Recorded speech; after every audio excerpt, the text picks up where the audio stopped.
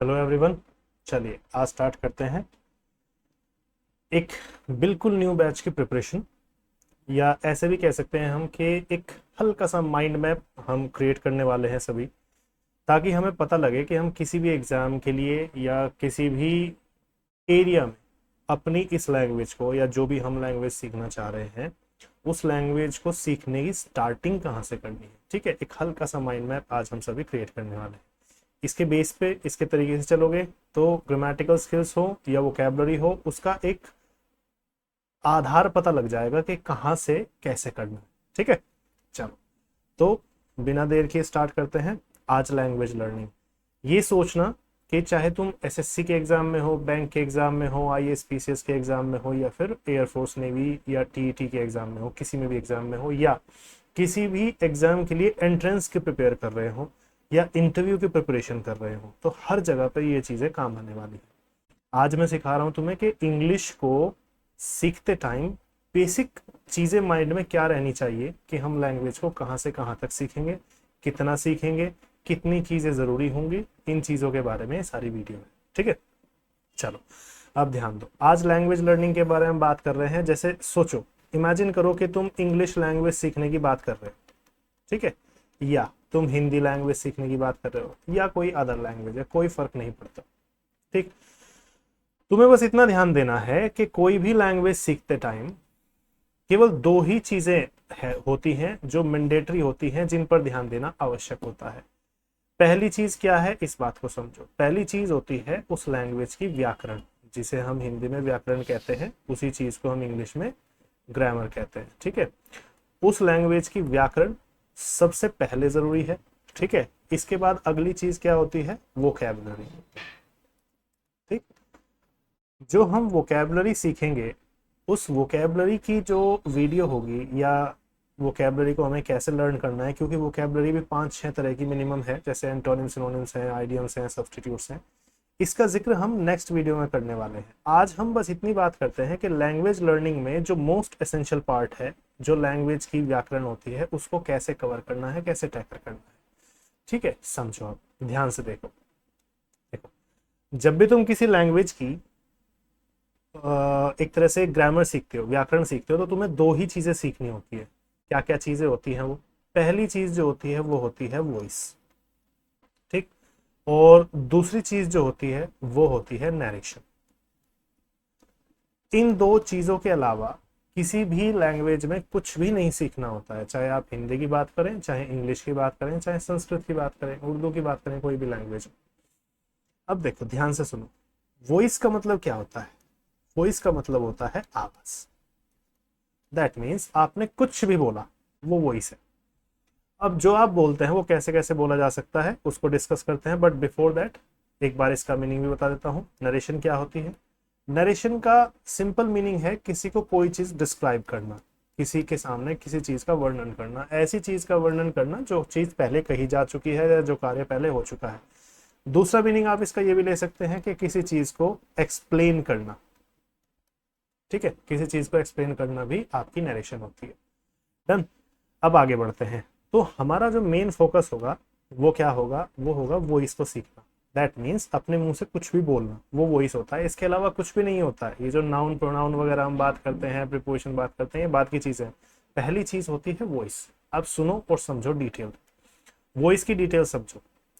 Narration को मैं थोड़ी देर के लिए इरेज कर रहा हूँ, या फिर रहने देते, थोड़ा ध्यान दें।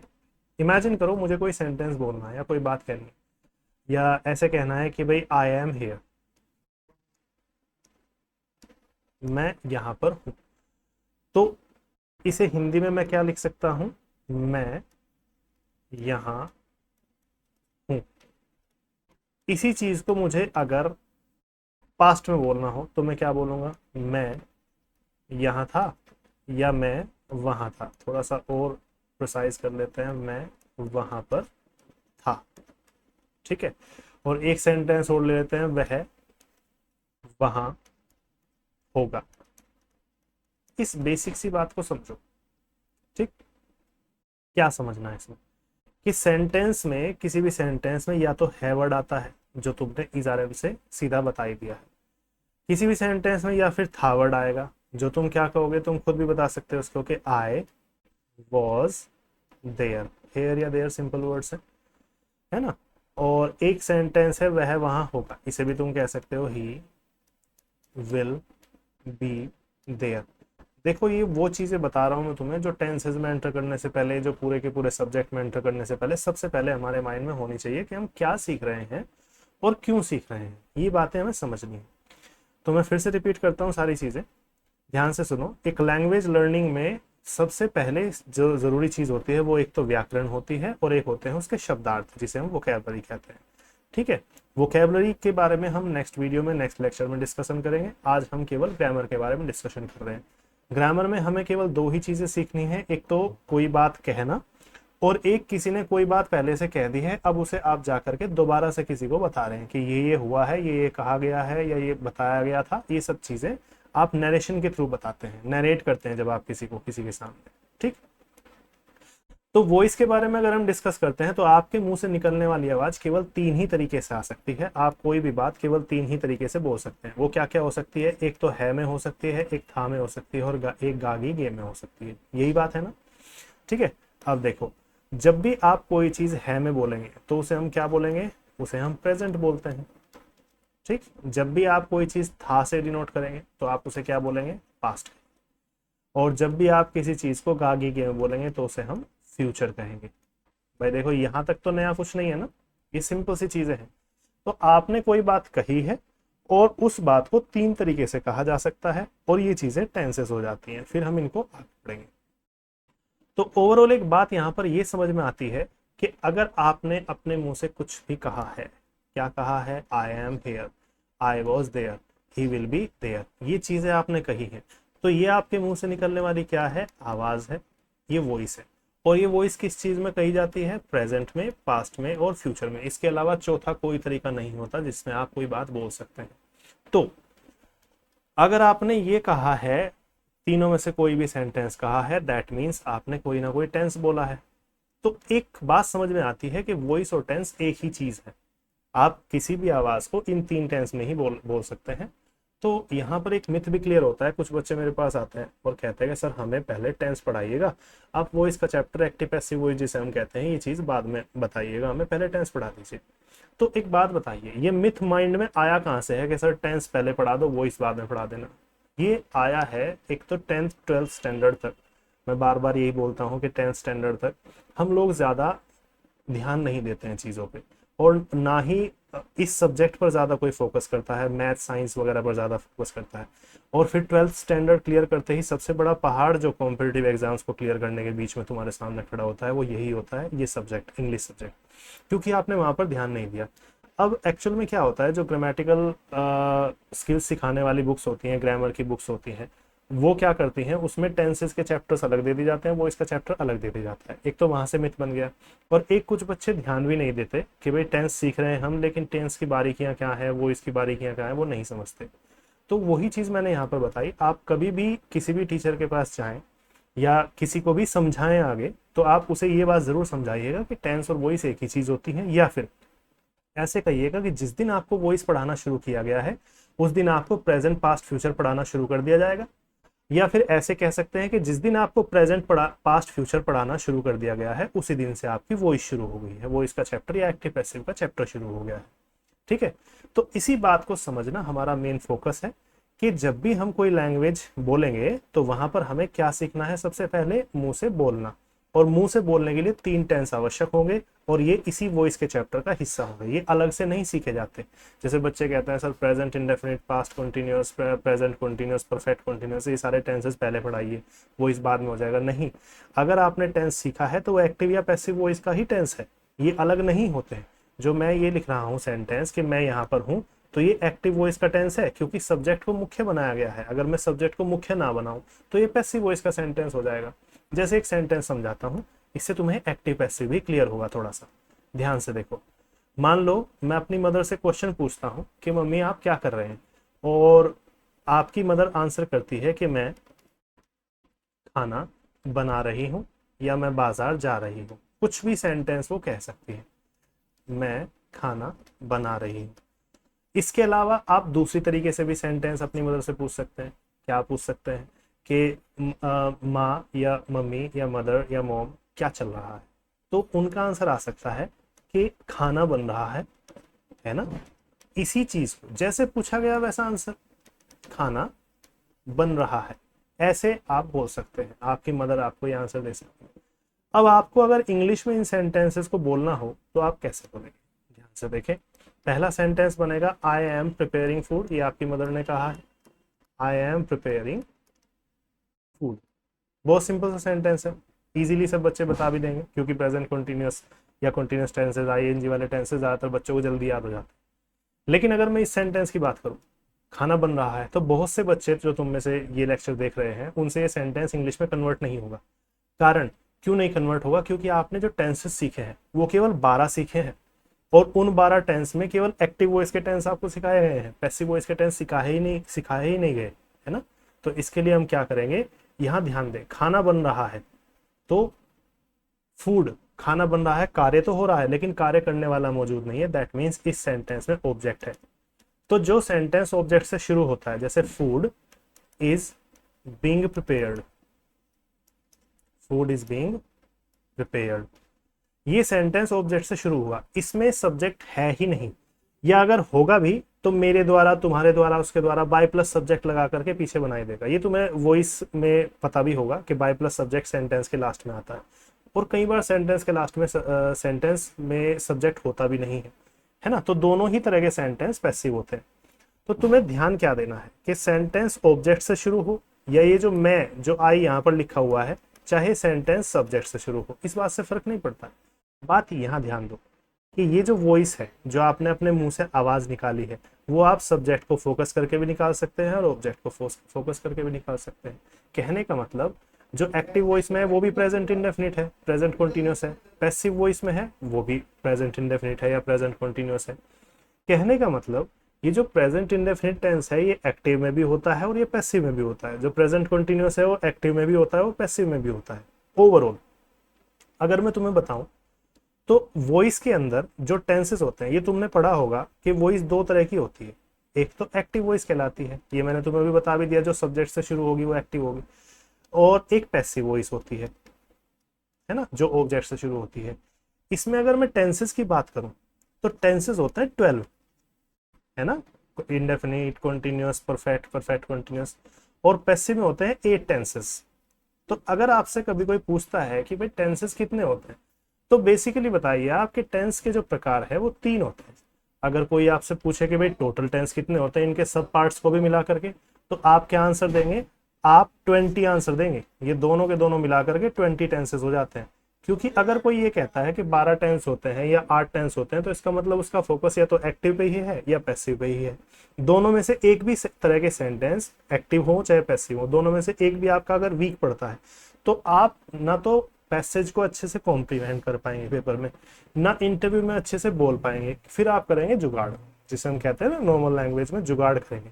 और जुगाड़ हर कोई सीनियर समझ जाता है कि भाई ये बस काम चला रहा है और इसको ज्यादा डीप स्किल्स नहीं आती। तो इसीलिए एक्टिव और पैसिव की अलग अलग नॉलेज होनी जरूरी है। एक्टिव और पैसिव कितने जरूरी होते हैं, मतलब बहुत से बच्चे कहते हैं सर पैसिव के तो बिना भी काम चल सकता है, ये कितने जरूरी होते हैं, इसके लिए तुम्हें एक एग्जांपल देता हूं, तुम खुद ही बताओगे कि हाँ सर पैसिव वॉइस वाकई में नॉर्मल लैंग्वेज में बोली जाती है। एक एग्जांपल देखो ध्यान से, जैसे मैं एक सेंटेंस कहता हूं कि एसएससी ने रिजल्ट निकाल दिया है या रिजल्ट घोषित कर दिया है।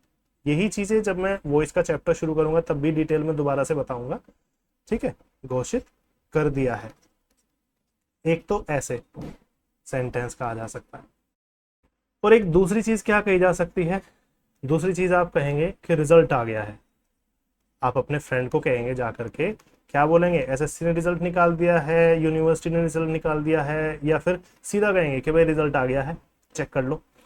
तो ये जो आपने रिजल्ट आ गया है बोला, इसे जरा फोकस करो इस पर, तुम देखोगे कि रिजल्ट आया है, कार्य तो हुआ है, लेकिन कार्य करने वाला सेंटेंस में मौजूद नहीं है।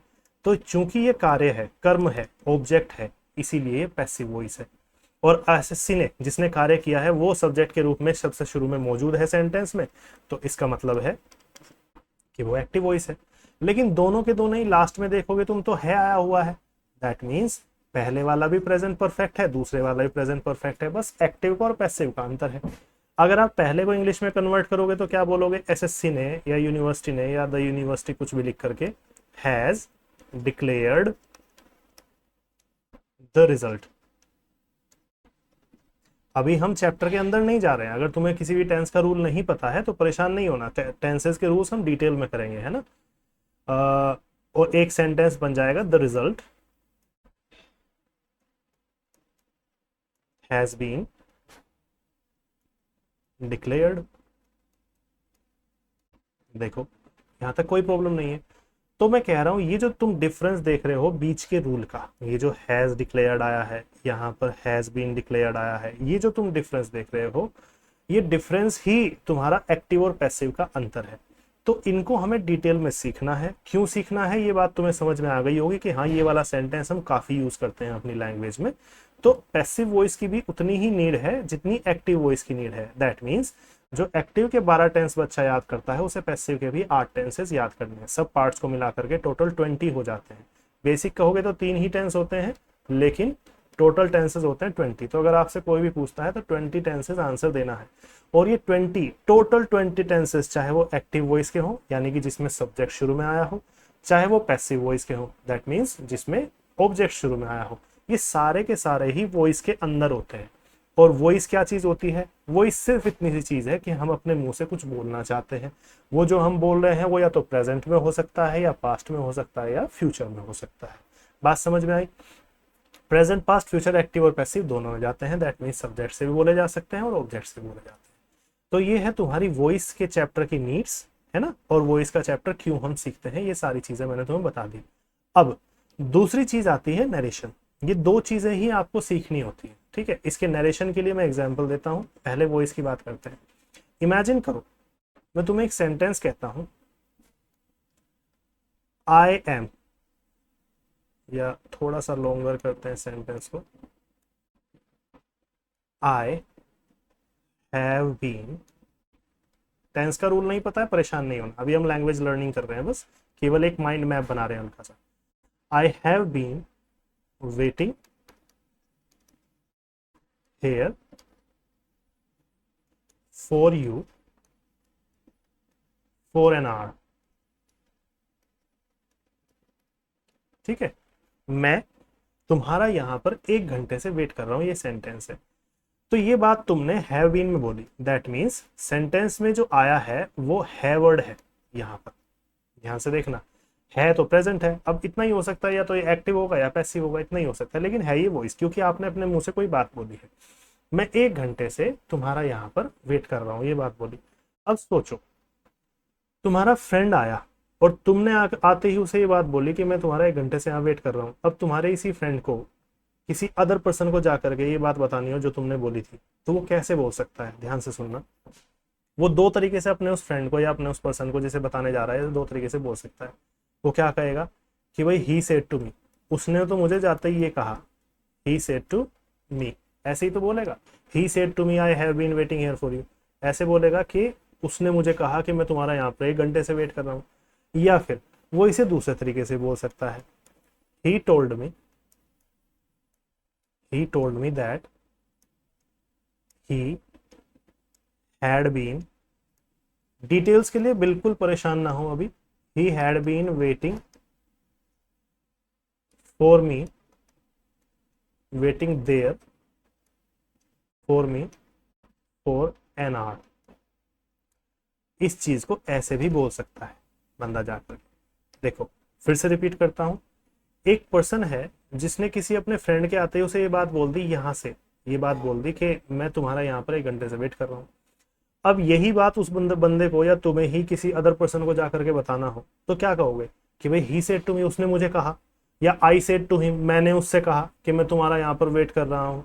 इसी चीज को दूसरे वर्ड्स में बदल करके बोलने लगे तो ये कहेगा कि भाई ही टोल्ड मी, उसने मुझे कहा कि वो तो मेरा वेट कर रहा था वहां पर 1 घंटे से, वो मेरा वेट कर रहा था। और हेयर का हो जाएगा देयर, यानी कि वहां पर, क्योंकि अब वो पर्सन वहां नहीं है जहां बात कही गई थी, अब ये यहाँ का वहां हो चुका है, हेयर का देयर हो चुका है। ठीक है, अब ये दोनों ही चीजें जब आपने किसी अदर पर्सन को जाकर के डिस्क्राइब की है कि भाई ऐसे ऐसे हुआ मेरे साथ, मुझे ऐसा ऐसा कहा गया, ठीक, अब वो चाहे इस तरीके से बोली गई हो जो पहला तरीका है, वो चाहे इस तरीके से बोली गई हो, दोनों ही तरीके किसी दूसरे पर्सन को एक्सप्लेन करने के हैं, डिस्क्राइब करने के हैं या नरेट करने हैं कि भाई उसने मुझे ऐसे ऐसे कहा। अब ये वाला जिसमें इन्वर्टेड कोमास होते हैं, ये तो डायरेक्ट नरेशन होती है, क्योंकि डायरेक्ट इनडायरेक्ट तुमने नाम सुना होगा इनका। ये डायरेक्ट नरेशन होती है क्योंकि जैसे वर्ड्स किसी पर्सन ने अपने मुंह से कहे थे वैसे ही तुमने डायरेक्ट बोल दिए। अब तुमने थोड़े से वर्ड्स उसके बदल दिए तो इसे हम इनडायरेक्ट बोल देंगे। ठीक है, इनडायरेक्टली आपने किसी को जाकर के एक्सप्लेन की है चीज, तो डायरेक्ट इनडायरेक्ट हो जाएगा। तो बात ये आई, अगर आप इस छोटे से सेंटेंस का हिस्सा लें, जैसे मान लीजिए ये छोटा सा सेंटेंस ले लें, तो ये पास्ट इंडेफिनिट का है। ये छोटा सा सेंटेंस ले लें, ये पास्ट इंडेफिनिट का है। ये वाला सेंटेंस ले लें, ये परफेक्ट का है। ये वाला सेंटेंस ले लें, ये भी परफेक्ट का है। लेकिन दोनों के दोनों सेंटेंस मिल करके आपस में किसी को कोई बात समझाने का या बताने का सेंस दे रहे हैं, तो दोनों मिल करके ये नरेशन बने हैं। जब तक ये मिले नहीं है, जैसे यहाँ पर देखो सेड टू एक सेकंड फॉर्म ही तो है, तो ये पास्ट इंडेफिनिट का टेंस है। टोल्ड भी सेकंड फॉर्म है, ये पास्ट इंडेफिनिट का टेंस है। हैज हैव बीन भी, आपका हैड बीन भी, दोनों के दोनों परफेक्ट टेंस है, परफेक्ट कंटीन्यूअस टेंस है। तो ये सारे के सारे अलग से वॉइस ही हैं, लेकिन मिला दो दोनों पार्ट्स को, इन्वर्टेड कोमा से पहले वाला पार्ट और इन्वर्टेड कोमा के बाद वाला पार्ट, दोनों मिला करके अगर डिस्क्राइब करने का सेंस लोगे तो ये डायरेक्ट इनडायरेक्ट बनते हैं। समझ गए? डायरेक्ट इनडायरेक्ट दो तरीके के होते हैं। एक तो जैसे किसी पर्सन ने अपने मुंह से कोई बात बोली थी वैसे ही तुम भी जाकर के अदर पर्सन को बता दो, और एक उसके वर्ड्स को थोड़ा सा अपने वर्ड में बदल दो। ऐसे कहो, ऐसे ना कह करके कि भाई मैं तुम्हारा वेट कर रहा हूँ, इसके बजाय बोल दिया वो मेरा वेट कर रहा था। ऐसे जब आप अपने वर्ड्स में बदल देंगे तब वो इनडायरेक्ट हो जाएगी। डिटेल्स में हम जब इनके चैप्टर में एंटर करेंगे तब मैं तुम्हें बता दूं, बट फिलहाल मैं तुम्हें एक चीज समझाना चाहता हूं, ध्यान से देखना। ठीक है, इस चीज को देखना थोड़ा सा। मैं तुम्हें एक बात बताता हूं, चाहे तुमने सेंटेंस खाली वॉइस का बोला हो, चाहे तुमने सेंटेंस नरेशन का बोला हो, ये दोनों सेंटेंस कुछ छोटे छोटे पार्ट्स को मिला करके बनते हैं। अब वो पार्ट्स क्या क्या हो सकते हैं समझो। वो पार्ट एक प्रोनाउन हो सकता है, जैसे ही एक प्रोनाउन है। वो पार्ट कोई वर्ब हो सकती है ना। वो पार्ट आपका कोई एडवर्ब हो सकता है, हेयर एडवर्ब होता है, हेयर देयर वगैरह। वो पार्ट कोई नाउन हो सकता है, और एक नाउन होता है। वो पार्ट कोई आर्टिकल हो सकता है, ए एंड द आर्टिकल कहलाते हैं, है ना। वो पार्ट कोई प्रीपोजिशन हो सकता है, ठीक है, preposition, at, in, on, for वगैरह, ये सब प्रीपोजिशन। तो ऐसे ऐसे कुछ छोटे छोटे से पार्ट्स होते हैं जिनको मिला करके एक पूरा का पूरा सेंटेंस बनता है। ठीक है, इस बात को तुम्हें बारीकी से समझना है कि कितने पार्ट्स हो सकते हैं और कैसे कैसे पार्ट्स को हम सेंटेंस में मिला करके एक सेंटेंस बना सकते हैं। अब मैं कुछ पार्ट्स के या कुछ चीज़ों के नाम लिख रहा हूं, तुम्हें मुझे ये बताना है कि कौन सा तो पार्ट या कौन सा वर्ड एक सेंटेंस का पार्ट कहलाएगा और कौन सा वर्ड पूरा का पूरा सेंटेंस ही है। ये बात तुम्हें डिफाइन करनी है। तो मैं कुछ चैप्टर्स के नाम लिख रहा हूं, ये बात तुम्हें पकड़नी है साथ के साथ। ठीक है, देखो अब मैं सबसे पहला चैप्टर का नाम लिखता हूं, ध्यान से देखना। तुमने ये बात तो सीख ली कि वॉइस, चाहे आप अपने मुंह से आवाज निकालें, चाहे आप अपने मुंह से कुछ भी बोले, या फिर किसी को जाकर के कोई चीज एक्सप्लेन करें, कोई चीज नरेट करें, कोई चीज समझाएं, कोई चीज डिस्क्राइब करें, हर जगह पे कुछ छोटे छोटे पार्ट चाहिए होंगे सेंटेंस को बनाने के लिए। अब वो छोटे छोटे पार्ट क्या है, मैं उनके नाम लिखता हूं, मुझे आंसर करो कि कौन सी चीज क्या हो सकती है। तो पहला पार्ट है आपका आर्टिकल। आर्टिकल के अंदर हम क्या क्या पढ़ते हैं ये चीज ध्यान दीजिए।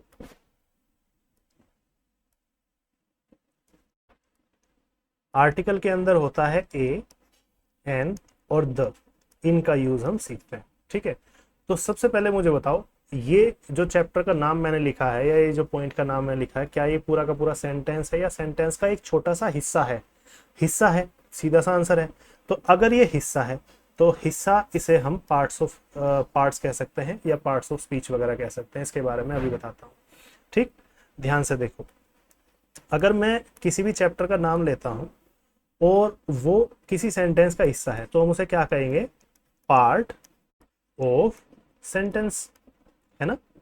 अब चूंकि सेंटेंस को हम दूसरे शब्दों में वॉइस भी कह सकते हैं, सेंटेंस को हम दूसरे शब्दों में नरेशन भी कह सकते हैं, और कोई भी सेंटेंस, कोई भी वर्ड आपने बोला तो उसे हम अपने वर्ड में स्पीच भी बोल सकते हैं। डायरेक्ट इनडायरेक्ट नरेशन को तुमने दूसरा नाम सुना होगा, डायरेक्ट इनडायरेक्ट स्पीच भी बोलते हैं, है ना। तो कोई स्पीच, कोई बात आपने कही, उसको स्पीच भी बोला जाता है। अब तुम ध्यान दो, तुमने जब अपनी बुक्स में पढ़ा होगा तो तुमने इसे क्या पढ़ा होगा, पार्ट्स ऑफ स्पीच पढ़ा होगा, है ना। तो कोई बात नहीं, अगर बुक में पार्ट्स ऑफ स्पीच पढ़ा है तो पार्ट्स ऑफ स्पीच बोल करके इसे आगे लेकर के चलो, अपनी लाइफ में कॉपी करो। अगर कोई इनमें से पार्ट्स ऑफ स्पीच नहीं बोलना चाहता है तो ये भी बोल सकता है कि ये पार्ट्स ऑफ अ सेंटेंस है, या पार्ट्स ऑफ वॉइस है, या पार्ट्स ऑफ नरेशन है। बात कोई फर्क नहीं पड़ेगा इस बात में, कुछ भी कह सकते हो। बात समझ में आई। तो अब तुम्हें बस इतना बताना है कि जो मैं चैप्टर्स के नाम लिख रहा हूँ वो पार्ट्स ऑफ स्पीच है, पार्ट्स ऑफ सेंटेंस है, या पूरा का पूरा खुद में सेंटेंस है। दूसरे चैप्टर का नाम देखो, दूसरे पॉइंट का नाम देखो। पहला तुमने बताया पार्ट्स ऑफ स्पीच है। दूसरे चैप्टर का मैंने नाम लिखा है वॉइस। वॉइस के अंदर हम क्या पढ़ते हैं, वॉइस के अंदर हम एक्टिव और पैसिव के टेंसेस पढ़ते हैं, या एक्टिव और पैसिव के बहुत सारी चीजें पढ़ते हैं। ठीक है, इसमें टेंसेस भी इसी में इंक्लूड होते हैं। ठीक, यहाँ पर मैं लिख भी देता हूँ इंक्लूडिंग टेंसेस, पर ताकि बच्चे परेशान ना हो, सोचते रहते हैं कि सर टेंसेस अलग पढ़ाएं। टेंसेस बिल्कुल भी ऐसे मत कहना कि अलग पढ़ाएं। जिस दिन मैंने तुम्हें प्रेजेंट इंडेफिनिट टेंस पढ़ाना शुरू किया, समझ लो कि तुम्हारा वॉइस का चैप्टर शुरू हो गया। अब इतना ही हो सकता है कि वो या तो प्रेजेंट इंडेफिनिट एक्टिव वॉइस का होगा, या वो प्रेजेंट इंडेफिनिट पैसिव वॉइस का होता है। दोनों में प्रेजेंट इंडेफिनिट होता है, एक्टिव पैसिव में। तो ये बताओ कि वॉइस, वॉइस को हम एक पूरा का पूरा सेंटेंस कहते हैं, तो क्या ये सेंटेंस है या सेंटेंस का एक हिस्सा है? हिस्सा नहीं है, पूरा का पूरा सेंटेंस है। इसीलिए इस वाले पार्ट को हम पार्ट्स ऑफ स्पीच नहीं कह सकते, ये सेंटेंस है पूरा, पार्ट नहीं है। दूसरी बात, अगला पॉइंट देखो। अगला पॉइंट में लिखता हूं कंडीशनल सेंटेंसेस। कंडीशनल सेंटेंसेस इसका नाम है। कंडीशनल सेंटेंसेस में मैंने एक लास्ट में वर्ड लिखा है सेंटेंस। सेंटेंस का मतलब ये पूरा का पूरा सेंटेंस है, ऐसे वाक्य जो शर्त दिखाते हैं, तो उन सेंटेंसेस को हम कंडीशनल सेंटेंस कहते हैं। तो इसे भी हम पार्ट नहीं कह सकते, that means parts of speech में ये भी नहीं आ सकता। अगला चैप्टर या अगला पॉइंट देखो, अगला पॉइंट क्या होगा। अगला पॉइंट है तुम्हारा कंजंक्शंस। अब कंजंक्शन तुम जानते हो, एक ऐसा शब्द होता है जो दो वाक्यों को या दो शब्दों को जोड़ता है, जैसे एंड हुआ, बट हुआ, दैट, इफ, वेदर, कुछ भी हो। अब मुझे ये बताओ कि ये दैट, इफ, वेदर वगैरह या एंड या बट वगैरह ये पूरे के पूरे सेंटेंस है या सिंपल एक आधा पार्ट है या वर्ड है? सीधी सीधी सी बात है कि ये पार्ट है, हिस्सा है, तो इसे हम पार्ट्स ऑफ स्पीच कह सकते हैं। ठीक है, तो अभी तक जितने पॉइंट्स मैंने लिखे ये पार्ट्स ऑफ स्पीच, इसमें से केवल दो हैं, दो नहीं है। अगला पॉइंट देखो और बताओ पार्ट ऑफ स्पीच है या नहीं। पांचवा पॉइंट होता है तुम्हारा नरेशन। इसका दूसरा नाम है स्पीच, है ना। जो मैंने तुम्हें वो बताया, दो चीजें सीखनी होती है केवल, एक तो वॉइस और एक नरेशन। अब ये नरेशन या स्पीच कैसी होती है, एक तो आपकी डायरेक्ट होती है और एक इनडायरेक्ट होती है। आपने सुना होगा डायरेक्ट और इनडायरेक्ट, है ना। ये दो तरह की आपकी स्पीच है। तो अब मुझे बताओ, नरेशन पार्ट है या पूरा का पूरा सेंटेंस है? तो पूरा सेंटेंस है, ये बात तुम खुद भी बता सकते हो, सीधी सी बात है। तो पूरा सेंटेंस है तो आप इसे पार्ट ऑफ स्पीच नहीं कह सकते, है ना। ये जो क्रॉस लगा रहा हूं मैं, ये पार्ट ऑफ स्पीच के लिए है। अगला पार्ट पढ़ो और बताओ मॉडल वर्ब्स। मॉडल वर्ब जो है, साथ साथ लिखते रहना इन सब चीजों को। मॉडल वर्ब आपका पार्ट है या पूरा का पूरा सेंटेंस है? मॉडल वर्ब होती है can, could, may, might, will, would, shall, should, ये सब। तो तुम खुद ही देख रहे होंगे, नोटिस कर रहे होंगे कि ये सारे की सारी क्या है, केवल एक छोटा सा पार्ट, केवल एक छोटा सा वर्ड है। तो ये पार्ट ऑफ स्पीच नहीं कही जा सकती, है ना। सॉरी, सेंटेंस नहीं कही जा सकती, ये पार्ट ऑफ स्पीच में आता है। ये मैंने गलत लिख दिया यहाँ पे, है ना। ये पार्ट ऑफ स्पीच में कवर होगा, ठीक है, इसको पार्ट ऑफ स्पीच कह सकते हैं। अगला देखो, अगला पॉइंट बताओ। अगला पॉइंट है non finite verbs. Non finite verbs. अब इसमें तुम देख रहे होंगे मैंने यहाँ पर वर्ब लिख दिया। अब वर्ब तो एक छोटा सा हिस्सा होता है, पूरा सेंटेंस हो नहीं सकता। अब हिस्सा है दैट मीन्स पार्ट है, और पार्ट है तो पार्ट ऑफ स्पीच होगा ये भी, ठीक। एट्थ पार्ट देखो, एट्थ सेंटेंस देखो और बताओ मुझे कि क्या ये पार्ट ऑफ स्पीच कहा जा सकता है। ये है आपका प्रीपोजिशंस। प्रीपोजिशन तुम जानते हो, एट, इन, ऑन वगैरह, ये सब, ऑफ, है ना, ऑफ, आफ्टर वगैरह, ये सब, सिंस, फॉर, ये सब जो होती हैं, ये प्रीपोजिशंस कहलाती हैं। तो प्रीपोजिशन पूरा सेंटेंस है या पार्ट है? बिल्कुल पार्ट है। तो पार्ट है इसीलिए हम इसको क्या कहेंगे, पार्ट ऑफ स्पीच में कवर करेंगे। ठीक, अगला पार्ट देखो, अगला चैप्टर, 12 चैप्टर या 12 पॉइंट्स के मैं नाम लिख रहा हूं। ठीक है, 9th 10th 11th और 12th। ठीक है, ये 4 चैप्टर ऐसे हैं जब इनकी सीरीज शुरू की जाती है तो ये लगातार होते हैं, जैसे कि नाउन, प्रोनाउन, ये एक साथ चलते हैं। जब भी इनका चैप्टर की सीरीज शुरू होती है तो चारों एक साथ पढ़ाए जाते हैं। Adjective and adverb. ठीक है, इन 4 चैप्टर में क्या क्या आप पढ़ेंगे? नाउन में नाउन के साथ साथ आप पोजेसिव केस भी पढ़ेंगे। ठीक है, पोजेसिव केस ये भी आप साथ साथ पढ़ेंगे। पोजेसिव केस जानते हो? अपोस्ट्रोफी, अपोस्ट्रोफी जो हम बोलते हैं उसको हम पोजेसिव केस कहते हैं। ठीक है, अच्छा प्रोनाउन में आप क्या पढ़ेंगे? प्रोनाउन में आप क्वेश्चन टैग भी पढ़ेंगे। क्वेश्चन टैग का एक चैप्टर होता है, कुछ बच्चे समझ गए होंगे, कुछ बच्चों को बाद में समझ में आ जाएगा, कोई बात नहीं, इसमें हम ये भी पढ़ेंगे। एडजेक्टिव में हम क्या पढ़ेंगे? एडजेक्टिव और एडवर्ब में दोनों में ही हम डिग्रीज पढ़ेंगे। डिग्रीज तुम जानते हो ना, पॉजिटिव, कंपैरेटिव, सुपरलेटिव, 3 डिग्रीज होती हैं, और इसमें भी हम डिग्रीज को पढ़ेंगे। ठीक है, एडजेक्टिव और एडवर्ब दोनों में। अब मुझे ये बताओ, जो हम चलाते आ रहे हैं लगातार पहले चैप्टर से या पहले पॉइंट से, वो क्या क्या है बताओ। नाउन को पार्ट ऑफ स्पीच कह सकते हैं? बिल्कुल कह सकते हैं, पार्ट कहा जाएगा, ये सेंटेंस का पूरा सेंटेंस नहीं होता। प्रोनाउन को कह सकते हैं? बिल्कुल कह सकते हैं। एडजेक्टिव को कह सकते हैं? बिल्कुल पार्ट कह सकते हैं। और एडवर्ब को कह सकते हैं? बिल्कुल कह सकते हैं। तो अगर मैं ओवरऑल इस सीरीज को देखूं तो मैंने तुम्हें 12 चैप्टर्स या 12 पॉइंट के नाम लिखवाए हैं। इन 12 में से केवल 3 पॉइंट ऐसे हैं, ध्यान दो, 12 में से केवल 3 पॉइंट, एक तो वॉइस और एक कंडीशनल सेंटेंस और एक नरेशन। केवल ये 3 चैप्टर्स या 3 पॉइंट्स ऐसे हैं जिनको हम पार्ट्स ऑफ स्पीच नहीं कह सकते। बाकी सभी के सभी पार्ट हैं सेंटेंस के, इसलिए उनको पार्ट ऑफ स्पीच कहा जाएगा। ठीक है, अब स्केड्यूल सुनो। जब मैंने तुम्हें ये कहा है स्केड्यूल जो हम अपने ग्रामर के कोर्स में रन करने वाले हैं, अपने फाउंडेशन इस बेसिक कोर्स में, देखो स्पीकिंग करना, राइटिंग करना, कंपटीशन में जाना, नोवेल पढ़ना, न्यूज़पेपर पढ़ना, कुछ भी पढ़ना, सारी चीजें यहीं से उठेंगी। ये बिल्कुल बेस है, फाउंडेशन है तुम्हारी इस सब्जेक्ट की या इंग्लिश की। मैंने तुम्हें अभी बताया कि वॉइस और नरेशन दो ही चीजें हमें सीखनी है, एक तो वॉइस और एक नरेशन, 2 चीजें सीखनी है। लेकिन फिर भी मैंने सबसे पहले आर्टिकल का चैप्टर लिखा है।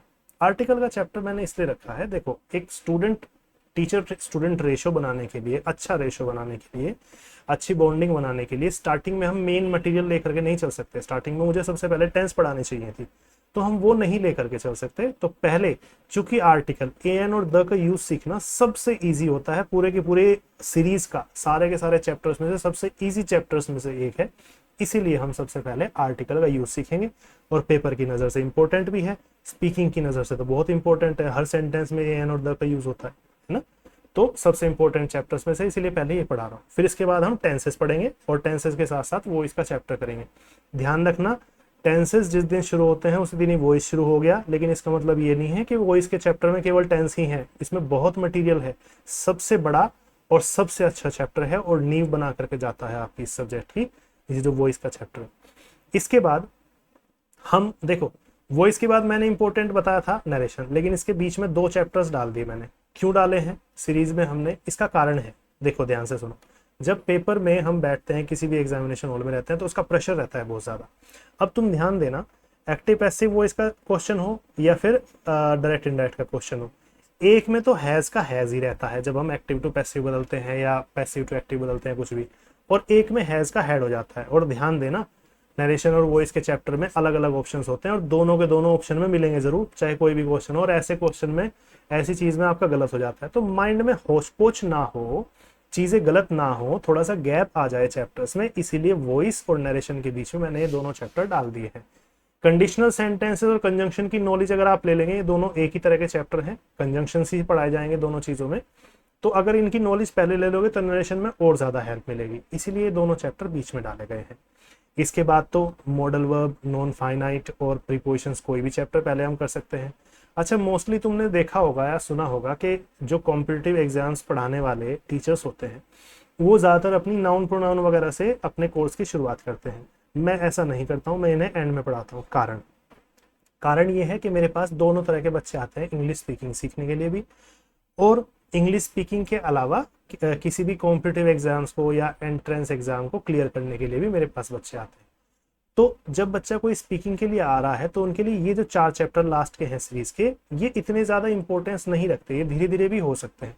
तो इनमें 1 से 1.5 महीना कवर करने में जाता है, ठीक है। अगर हम धीरे धीरे तरीके से चले तो कवर करने को तो हम इन्हें 1 हफ्ते के अंदर भी कर सकते हैं, लेकिन 1 से 1.5 महीना प्रॉपर लगता है। अगर हम इन्हें चारों subject English, math, reasoning, GK सबको समय बराबर दे रहे हैं तो थोड़ा थोड़ा अगर हम करके पढ़ रहे हैं तो 1 से 1.5 महीना आराम से जाएगा। तो मैं नहीं चाहता कि किसी भी बच्चे का इतना टाइम वेस्ट हो। पहले जो 8 चैप्टर हैं, ये नरेशन वगैरह, मॉडल वर्ब्स वगैरह है ना, वॉइस वगैरह, ये सब करके अब बच्चा एडवांस बैच में शिफ्ट हो जाए, चाहे वो न्यूज़पेपर रीडिंग के बैच में शिफ्ट हो, चाहे वो प्रैक्टिस सेट्स लर्निंग के बैच में शिफ्ट हो, कहीं पर भी वो आराम से एडजस्ट हो जाए, जल्दी से जल्दी उसका कोर्स कवर हो। उसके साथ साथ ये भी चलता रहेगा, लास्ट के चैप्टर्स भी और एडवांस बैच भी कवर हो जाएगा। इसीलिए मैंने ये लास्ट में रखे हैं, ठीक है। ये मेरा मेन रीजन है इसका। अब ध्यान से देखो, तुमने इसमें कुछ चैप्टर्स नहीं देखे होंगे। जो मेरी सीरीज है, जो मैंने शेड्यूल तुम्हें बना के दिया है, ये हमारा इंडेक्स है जो हम अगले 3 से 4 महीने में कवर करने वाले हैं। यही कोर्स रिकॉर्डिंग से कोई बच्चा 1 महीने में कवर कर ले या धीरे धीरे कोर्स में जा करके वो 4 महीने, 3 से 4 महीने में कोर्स कवर करे, ये उसकी अपनी इच्छा है, ठीक है। अब देखो, तुम्हें इस कोर्स में कुछ चीजें नहीं मिली होंगी। क्या नहीं मिली होगी? एक तो वर्ब नहीं मिली होगी, या ऐसे कह दें कि सब्जेक्ट वर्ब एग्रीमेंट का चैप्टर नहीं मिला होगा। सब्जेक्ट वर्ब एग्रीमेंट के नाम से आता है ये, है ना, ये नहीं मिला होगा। इसका एक पर्टिकुलर कारण है, ठीक। इसके अलावा तुम्हें सिंथेसिस नहीं मिला होगा इसमें, ठीक है, सिंथेसिस भी बोलते हैं। इसका कारण समझो क्यों है। सिंथेसिस और सिंटैक्स नहीं मिला।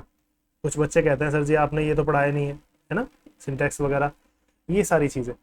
अब मैं एक चीज बताता हूं तुम्हें, वर्ब के बारे में कुछ बात करते हैं थोड़ी सी, ठीक। अगर मैं एक सेंटेंस कह रहा हूं कि आई बिलोंग्स टू दिल्ली, कुछ बच्चे समझ गए होंगे मैंने सेंटेंस में कुछ गड़बड़ की है। अब गड़बड़ क्या है कि आई एक प्लूरल सब्जेक्ट कंसिडर किया जाता है प्रेजेंट इंडेफिनिट में, दैट इज वाई इसके साथ में आप एस नहीं लगा सकते वर्ब में। तो वर्ब के चैप्टर में यही तो पढ़ाया जाता है कि किस वर्ब का कैसे यूज होता है। या दूसरी चीज है सब्जेक्ट वर्ब एग्रीमेंट, इस वर्ब का, बिलोंग वर्ब का इस सब्जेक्ट के साथ क्या एग्रीमेंट है, इसके साथ एस आएगा या नहीं, इसके साथ इज आएगा या आर आएगा या एम आएगा, इन्हीं चीजों की बॉन्डिंग को तो मैं सब्जेक्ट वर्ब का एग्रीमेंट कहूंगा, सब्जेक्ट वर्ब का समझौता कहूंगा। दैट मीन्स यही सब्जेक्ट वर्ब वाली चीज या ये वर्ब वाले चैप्टर की चीज मैंने तुम्हें टेंस में या कहीं ना कहीं पढ़ा दी होगी, है ना। सिंथेसिस में क्या होता है? सिंथेसिस में होता है 2 सेंटेंसेस को आपस में जोड़ना, है ना, अलग अलग तरीके से जोड़ना। सिंटैक्स क्या होता है? इस वर्ब के, इस सब्जेक्ट के साथ ये वर्ब में एस लगाना गलत है। सिंटैक्स का मतलब होता है एरर फाइंड करना। तो इस सब्जेक्ट के साथ में वर्ब में एस नहीं आ सकता, यही चीज सिंटैक्स है। ये बात भी मैंने तुम्हें कहीं ना कहीं पढ़ाई होगी। तो कहने का मतलब है जब तक मैं तुम्हारा ये पूरा कोर्स न करा दूं 12 चैप्टर्स का, तब तक तुम्हें किसी भी बुक में, देखो कंपटीशन की कोई ना कोई बुक तुम्हारे पास होनी जरूर चाहिए, तब तक तुम्हें किसी बुक में इन चैप्टर्स में झांकना नहीं है, ठीक है। नहीं तो कंफ्यूजन के अलावा कुछ हाथ नहीं लगेगा। हाँ, जिस दिन मैं तुम्हारी ये 12 चैप्टर्स की सीरीज पूरी करा देता हूँ, ये 12 चैप्टर्स या 12 पॉइंट्स पूरे करा देता हूँ, उसके बाद तुम खुद जा करके देखना, मैं तुम्हें अलाउ करता हूँ इन्हीं चारों चैप्टर को देखना और तुम्हें इनके सारे रूल्स किसी ना किसी चैप्टर्स में मिलेंगे।